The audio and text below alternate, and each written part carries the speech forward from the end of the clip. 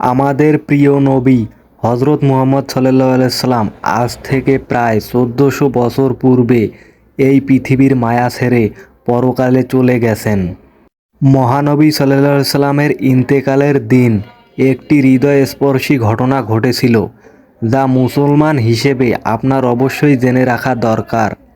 ঘটনাটি হলো, মহানবী সাল্লাল্লাহু আলাইহি সাল্লামের মৃত্যুর সময় জিবরাইল আলাইহিস সালাম এসে নবীজিকে সালাম দিলেন আর বললেন, হে আল্লাহর রাসূল, আল্লাহ আপনাকে সালাম দিয়েছে আর জানতে চেয়েছে আপনি কেমন আছেন। আল্লাহ সব জানেন, তারপরও আপনি কেমন আছেন সেটা আপনার মুখ থেকে জানতে চেয়েছেন। নবীজি সাল্লাল্লাহু আলাইহি সাল্লাম বললেন, আমি বড়ই কষ্টের ভিতর আছি, অসুস্থ অবস্থায় আছি।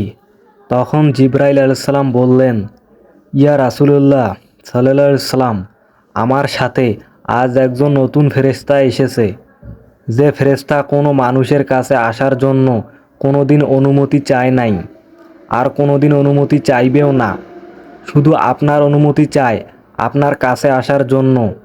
আর সে ফেরেশতার নাম মালাকুল মউত। মালাকুল মউত রাসূলের সাল্লাল্লাহু আলাইহি সাল্লামের অনুমতি নিয়ে রাসূলের সাল্লাল্লাহু আলাইহি সাল্লামের জান মোবারকের কাছে এসে সালাম দিলেন। বললেন, ইয়া রাসূলুল্লাহ সাল্লাল্লাহু আলাইহি সাল্লাম, আমি আদম আলাইহিস সালাম থেকে শুরু করে এই পর্যন্ত যত মানুষের জান কবজ করছি আর কিয়ামত পর্যন্ত যত মানুষের জান কবজ করব, কারো কাছে অনুমতি চাইনি আর চাওয়াও আমার প্রয়োজন পড়বে না। কিন্তু আজকে আসার সময় আল্লাহ বলেছেন আমি যেন আপনার অনুমতি চাই। নবীজি বললেন, মালাকুল মউত, আমি যদি অনুমতি না দেই?